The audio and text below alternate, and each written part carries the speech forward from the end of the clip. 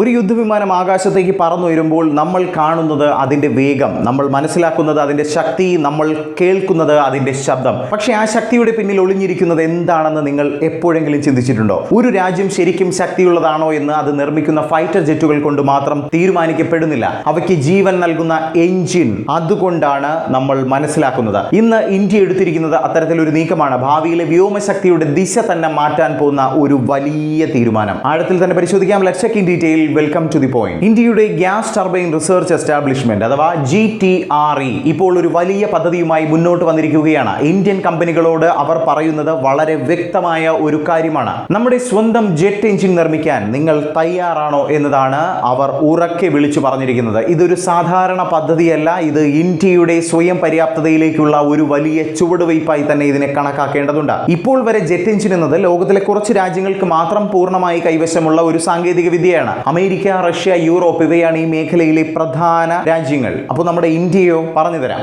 ഇപ്പോൾ കളി മാറാൻ പോവുകയാണ്. GTRE ഇപ്പോൾ വികസിപ്പിക്കുന്നത് ഒരു ഹൈ ത്രസ്റ്റ് ക്ലാസ് ജെറ്റ് എഞ്ചിനാണ്. ഇത് എന്താണ് അർത്ഥം വയ്ക്കുന്നത്? ഇത് ഭാവിയിലെ ഇന്ത്യയുടെ ഫൈറ്റർ ജെറ്റുകൾക്ക് അസാധാരണമായ ശക്തിയും വേഗവും നൽകാൻ പോകുന്ന ഒരു എഞ്ചിനാണ്. പക്ഷേ ഇത്തരം ഒരു എഞ്ചിൻ നിർമ്മിക്കുന്നത് വളരെ എളുപ്പമുള്ള ഒരു കാര്യമല്ല. ഇത് വെറും ഒരു മെഷീൻ അല്ല. ഇത് മില്ലിമീറ്ററിന്റെ കൃത്യത ആവശ്യമായ ഒരു സാങ്കേതിക അത്ഭുതമാണ് എന്നത് എടുത്തു തന്നെ പറയേണ്ട ഒരു വസ്തുതയായി നിലനിൽക്കുകയാണ്. അതിനാലാണ് GTRE ഇപ്പോൾ ഇന്ത്യൻ OEM-നെ വിളിക്കുന്നത്. എന്താണ് OEM-കൾ? Original equipment manufacturers. അതാണ് OEM കൊണ്ട് അർത്ഥമാക്കുന്നത്. അഥവാ പ്രധാന ഘടകങ്ങൾ നിർമ്മിക്കുന്ന നമ്മുടെ ഇന്ത്യയുടെ സ്വന്തം കമ്പനികൾ.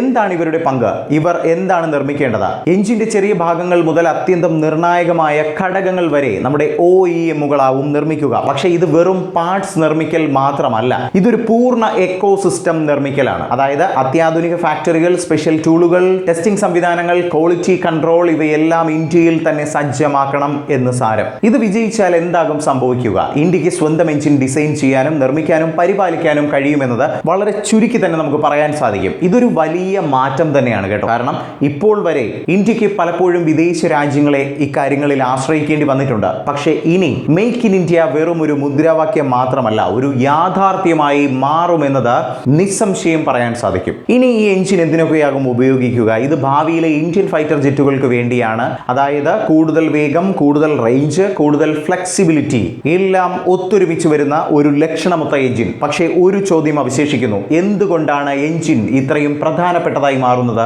ഒരു ഫൈറ്റർ ജെറ്റ് നിർമ്മിക്കുന്നത് വളരെ എളുപ്പമാണ്. പക്ഷേ ഒരു ജെറ്റ് എഞ്ചിൻ നിർമ്മിക്കുക, അതാണ് ഏറ്റവും കഠിനമായ ഭാഗം. ഇത് ഹൈ ടെമ്പറേച്ചർ മെറ്റീരിയലുകൾ ആവശ്യപ്പെടുന്നു. അതുപോലെ തന്നെ അതിശക്തമായ പ്രഷർ സഹിക്കേണ്ടിയും വരുന്നു. അതേസമയം വളരെ ലഘുവായിട്ടുള്ള പ്രവർത്തനവുമായിരിക്കണം. അതിനാൽ തന്നെ ലോകത്തിൽ തന്നെ വളരെ കുറച്ച് രാജ്യങ്ങൾക്ക് മാത്രം അവകാശപ്പെടുന്ന ഈ ഒരു കഴിവ് നമ്മുടെ ഇന്ത്യയും കൈവശപ്പെടുത്താനുള്ള വലിയ നീക്കത്തിലാണ് ഇപ്പോഴുള്ളത്.